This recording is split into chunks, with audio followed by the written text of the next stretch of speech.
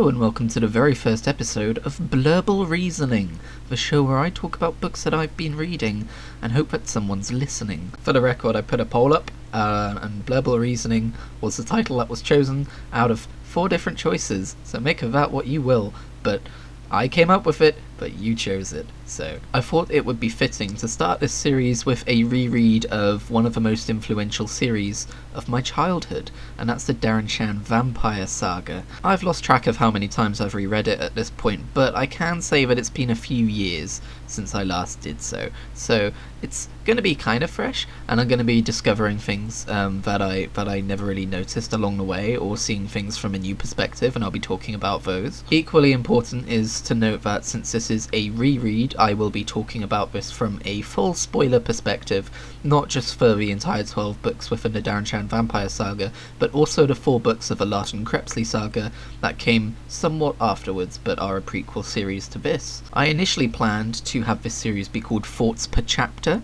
and it was going to be me at the end of every chapter recording some thoughts on what I'd just read, but it didn't really pan out.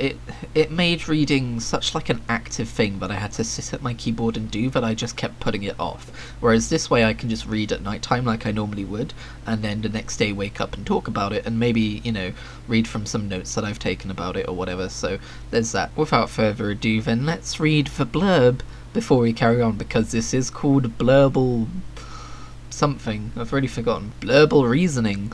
And I think it would make sense to read the blurb. The Saga of Darren Shan, Book 1, Cirque de Freak.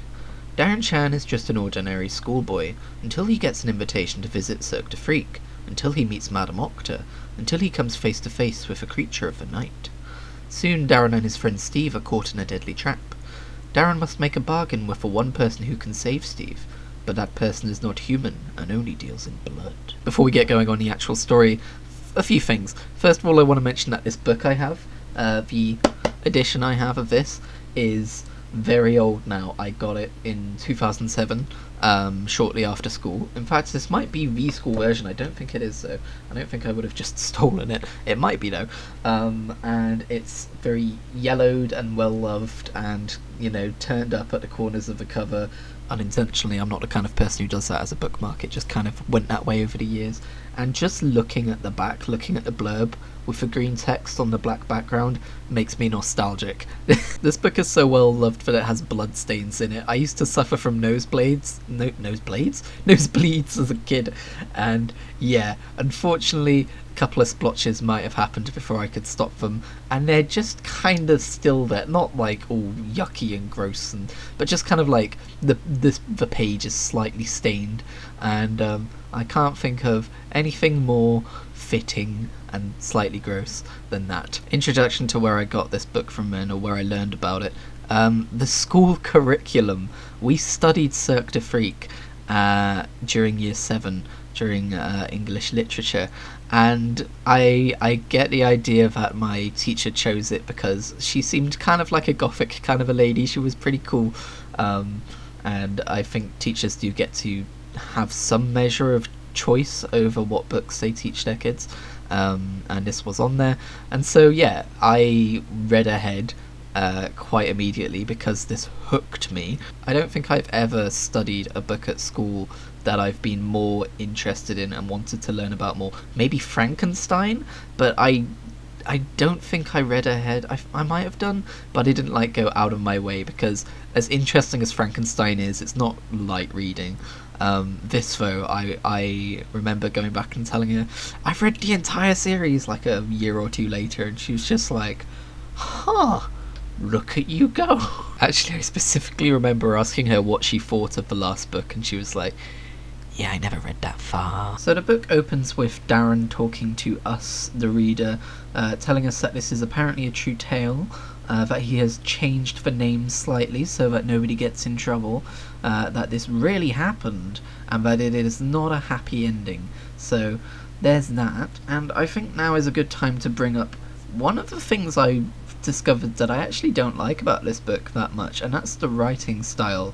I've always kind of considered the earlier Darren Shan vampire books to have a very simplistic kind of a writing style, and I could never quite put my finger on whether that was intentional or not, because this is basically coming from the diary of like a 12-year-old kid, we are to assume, so whether it's supposed to be that kind of a writing style or whether I'm just unintentionally insulting the author's first books there, I don't know. I mean, it obviously worked because these books were hugely successful and I got into them the first time I read them, but reading them back as an adult, I find it very tough to put my finger on exactly what it is that irks me about it, and I figured it out this time around. The simplest way I can put it is that it feels more like a retelling than a telling.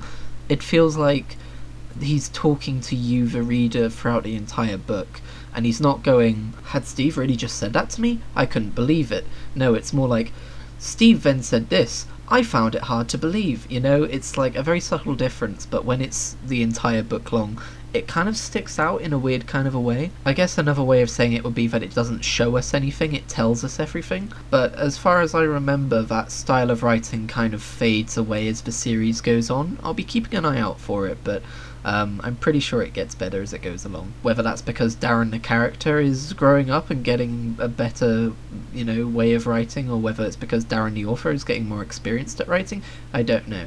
Either way, I love all of Darren Shan's books, and I feel kind of bad criticising the writing of the very first one. But in general, Cirque the Freak is actually one of my least favourite books, which is weird to say, but it just gets exponentially more interesting as the series goes on, so I can't say the origin story particularly fascinates me as much as it originally did, knowing what comes later being that juicy. It could also just be a fact that I would like get the first 3 books and then read the first 3 and then get the next 3 and read the first 6 and then get the next 3 and read the first 9, you know, so going off of that, I've read Cirque the Freak probably like 12 times at this point, so you can't blame me for being slightly tired of it, as much as I continue to love it. It's a weird kind of dichotomy there. So after that kind of introduction where Darren talks directly to the reader, we get to learn what his life is like, what his school life is like, who his friends are. We learn a bit about Steve, how he's a bit of a wild child. We then learn about Alan and Tommy, who don't really do anything in this book, but do become more important later on, for brief moments at a time. I must admit, one of the joys of rereading a series that you're already familiar with is knowing what happens to the characters later on in the story. So at one point Tommy was talking and I suddenly remembered what fate befalls him in, I think it's like book 11, where he basically gets murdered by one of the Vampanese, and I was just like, oh man, like kind of bummed out all of a sudden. I wrote an entire blog post about the value of rereading books you're already familiar with, because you get to see it from a different point of view, and funnily enough, Darren Shan actually retweeted that, because I wrote that in response to, or I guess around, I think it was the Demon Artist series I was talking about at the time, so yeah, that was nice. The internet sucks for a lot of reasons, but one of the reasons it's cool and awesome is that you get to directly talk to authors and people who make other kinds of content and tell them what you love about it and tell them, you know, certain things about how it affected you and stuff like that, and there's a chance they'll see it, so I'm always happy when that happens. So as I was reading through the earlier chapters and I was picturing the school that Darren was in and then picturing Mr. Dalton, it dawned on me that I still picture these locations and these characters in the same way that I did when I first read it, and that is in relation to what my life was like at the time of reading. So for instance, the school I picture Darren in is the very same school that I was in when I was reading and studying the book,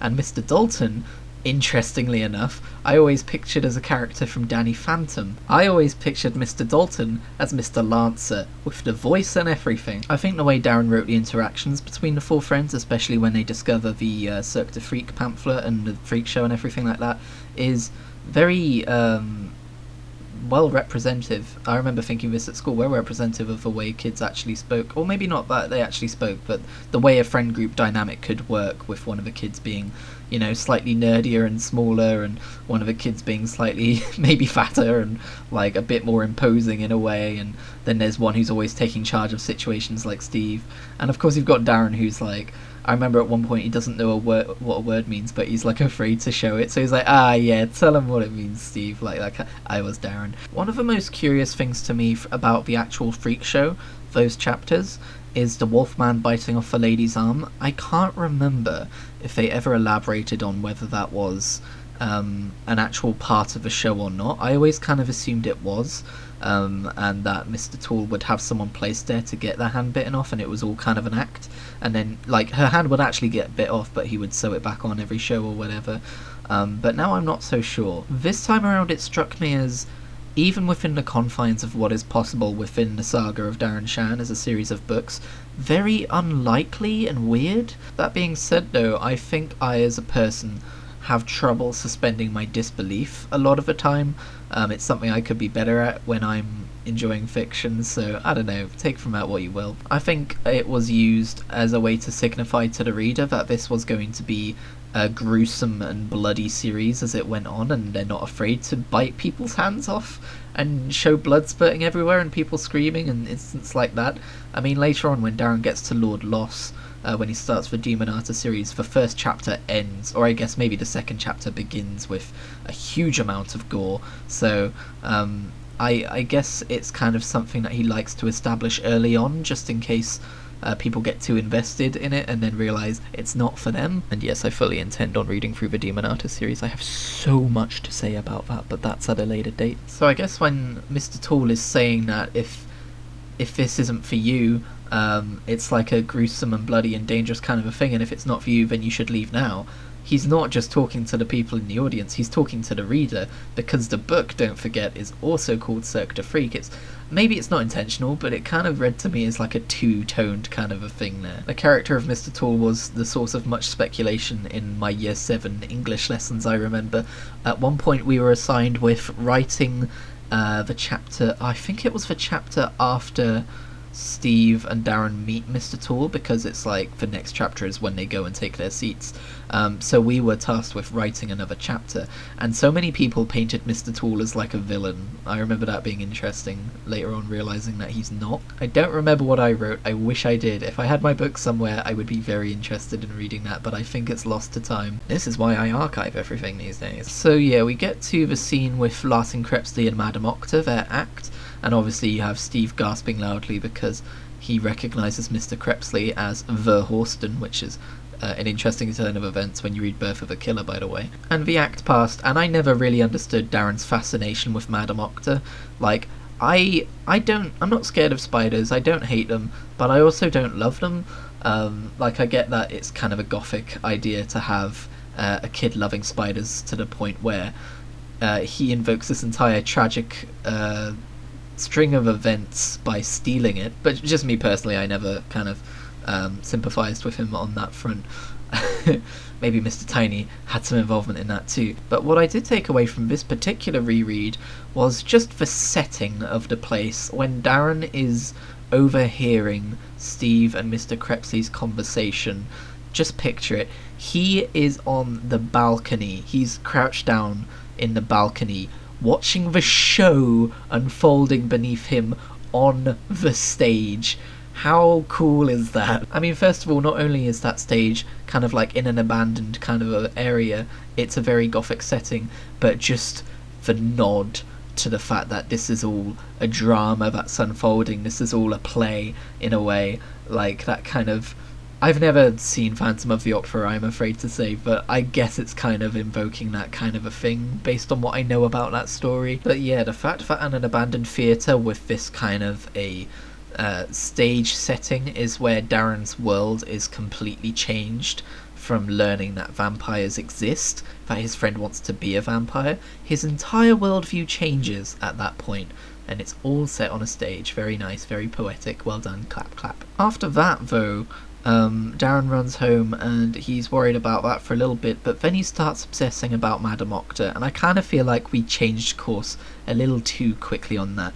Maybe if Darren had included some kind of writing about how, due to his seclusion, because he wasn't talking to Steve, he was trying to avoid Steve, he had more time to think by himself about what was happening, and then he I don't know how you would actually relay that to the reader in a way that made sense from Darren's own voice, but it just felt a bit like, oh, suddenly we're thinking about Madame Octa. Okay, never mind. Not only that, but from what we've seen so far, Darren is kind of a scaredy cat. and suddenly he's having these grand plans of stealing a vampire's spider, which seems like it's out of his kind of league, if you know what I mean, like out of what he's capable of doing, especially considering how shit scared he was of Mr. Crepsley when he learned that he was a vampire. To be fair, Steve later brings that up and is like, wow, I didn't know you had it in you. And I was like, me neither, Steve, me neither. To be fair, I've never got obviously to the point of theft, but I do understand the obsession of really, really wanting something.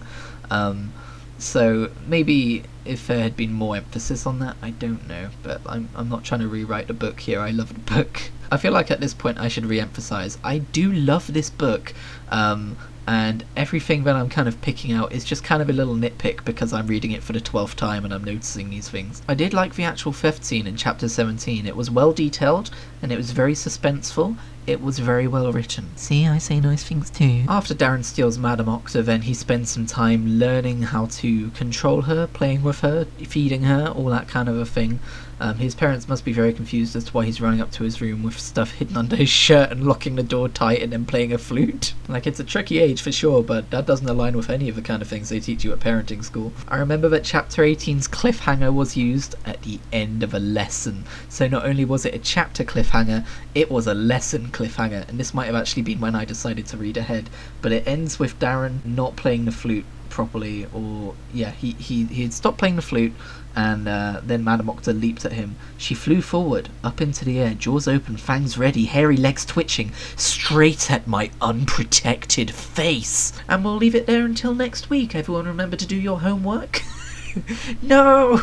There's a lot of stuff in this book that if I was reading it for the first time as an adult, I would have been like, yeah, okay. But as a kid, I was like, oh my god! And I guess that's why they call it young adult fiction. Although I do maintain that young adult fiction is for all ages, from young adult upwards, and I do intend to continue reading young adult fiction as an adult. Any normal person would remove all of these errors, but I'm not. Remember when I called Madame Octa a minute ago? Yeah, I didn't even notice that when that was happening. I'm leaving that in. It always kind of bothered me that Steve tricked Darren into revealing his secret that he was up there on the balcony by saying, so you didn't hear anything that Verhorsten said?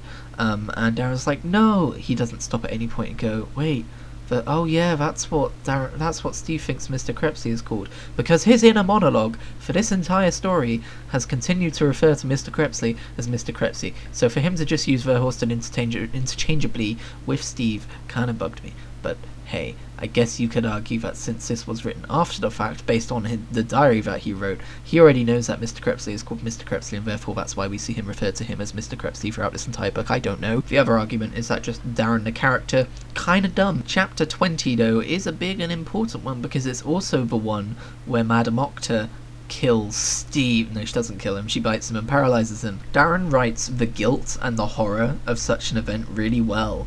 The idea that, oh wait, no, don't tell anyone. Hopefully it'll wear off. Yeah, I'm sure it'll wear off, like the denial of that, and I'll just walk him around the room a bit, and then I'll just leave it for an hour and we'll see. I can picture being in those shoes. Like, I felt guilt before. Obviously not to the level that Darren would be feeling here. I've never done anything quite this terrible.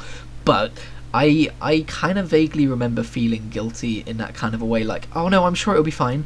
It doesn't really matter, that kind of a thing. Sadly, I no longer remember what I felt that way about, but I do remember feeling that way about something. I appreciate that at no point does Darren blame Annie for any of this, especially in the retelling.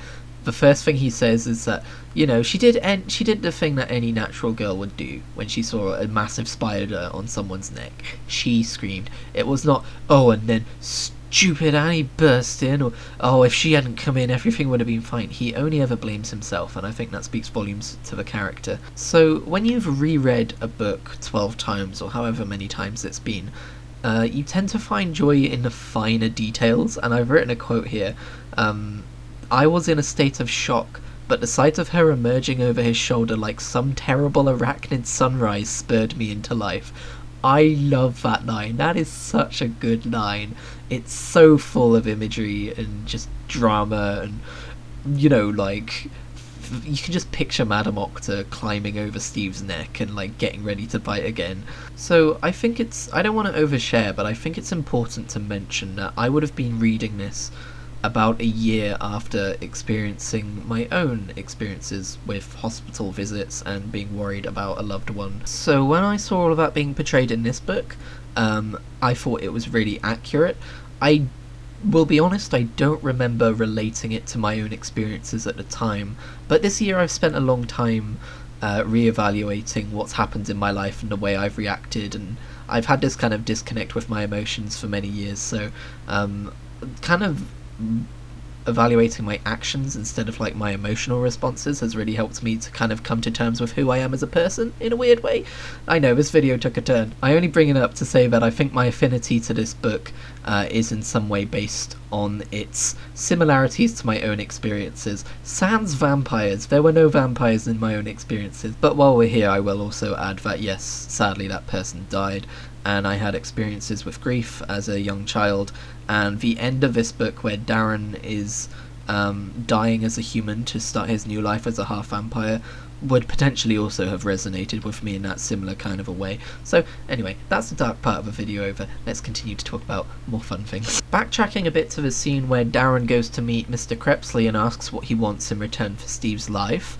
That's a really interesting and weird scene, because based on what we know about Mr. Crepsley after this and in the prequel series, it doesn't really align with his character to blackmail a child into becoming his vampire assistant, essentially ruining his life and causing grief to an innocent family, just for the sake of sparing someone who apparently has evil blood. Later on in the series, I believe it is mentioned that Mr. Tiny influenced Mr. Crepsley's mind into doing this. However, A, that kind of feels like a cop-out, and B, that doesn't, like, it, just in the sense of this book by itself, I don't know, like, towards the end of the book there is already kind of a rapport between Darren and Mr. Crepsley, which we know will grow into a father-son style relationship. You can already see the origins of it there. They act almost affectionately towards each other after he digs Darren up from out of the grave, even though you would imagine that Darren would be pissed off with him. And that is also something which I think is backtracked a little in the second book. So all I'm trying to say here is that character motivations for Mr. Crepsley seem to be a little bit all over the place, but given the character that we ended up getting out of it, but yet by the end I would say it was more than worth it to get this story going. The blooding ceremony is very unique. I can't think of any other fiction where vampires have the scars on the fingertips and they kind of share blood by doing that. There's actually a lot of things about the vampires in this series which are very unique. Darren picks and chooses which myths are true and which aren't, but he also lends a unique flavour to them, which we'll see as the series goes on. They're a very honourable clan. They're more like Vikings than traditional vampires, I find. Well, maybe not Vikings, because Vikings pillage and raid and all that. I don't know, but they just kind of seem to have this warrior's honour about them, which most vampires are... that's not kind of their thematic direction. It's super cool. I think it's one of the reasons why this series excels as well as it does. It's unique spin on vampires. It's great, and you see the beginnings of it here when you're like, wait, what are they doing with their fingertips? Huh. From chapter 29 onwards, the whole scene of Darren faking his own death, but he's still aware of everything that's going on around him, it's a very unique kind of a perspective to see, basically through the eyes of a dead body, especially during the kind of very Irish style funeral, apparently. I think I read that on his blog anyway, of leaving the corpse out on the table for people to come and say goodbye to, which is a little, like, one step further than an open coffin, you know.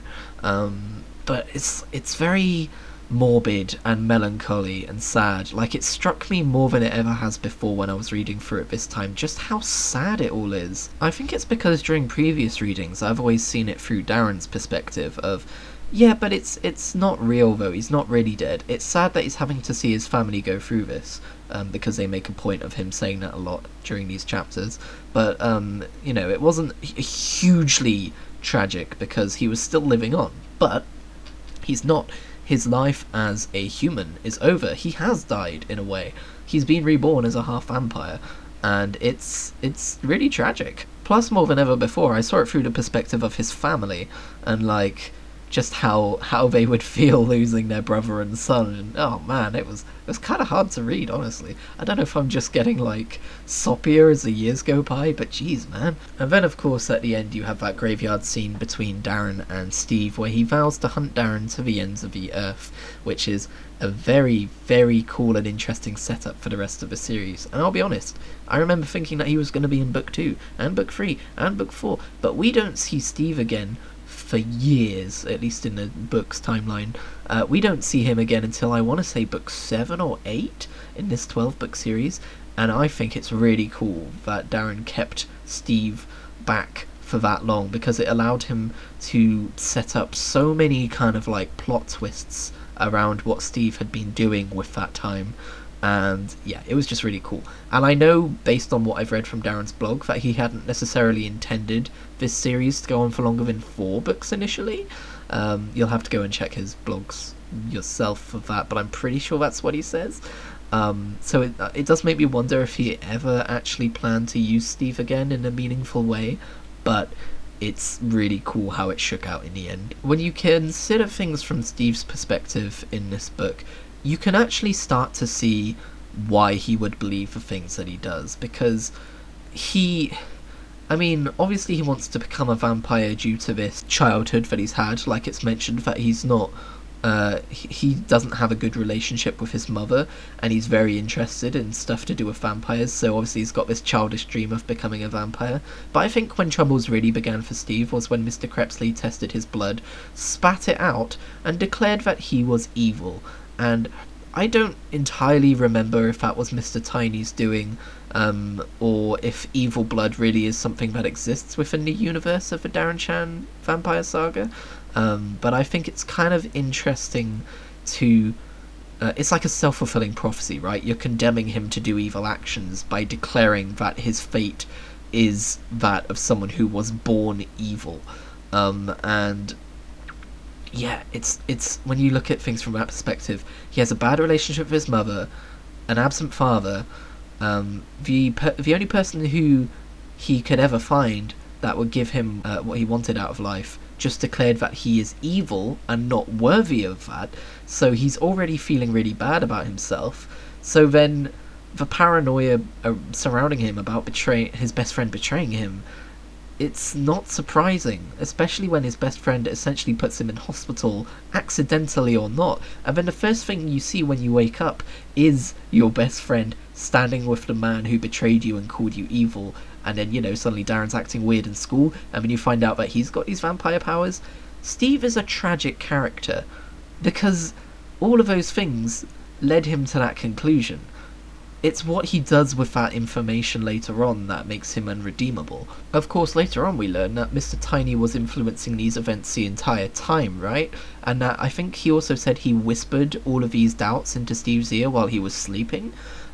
So you could also argue that Steve, even after he does some of these evil acts, isn't entirely to blame, because he was corrupted by an agent of destiny, right? So, yeah, this series goes places, and we'll be talking about Steve a lot more as the series goes on. But needless to say, he can be a sympathetic villain, but not an empathetic one, Like, he still commits these atrocious acts as the books go on, and I think at this point, at the end of Cirque du Freak, he definitely is very much a sympathetic character, but he will not stay that way. I like to think about how differently this could all have turned out if Mr. Crepsley had just taken the time to understand Steve a little bit more and teach Steve, not be like, oh, you're evil, get away from me, but to be more like, why are you the way that you are?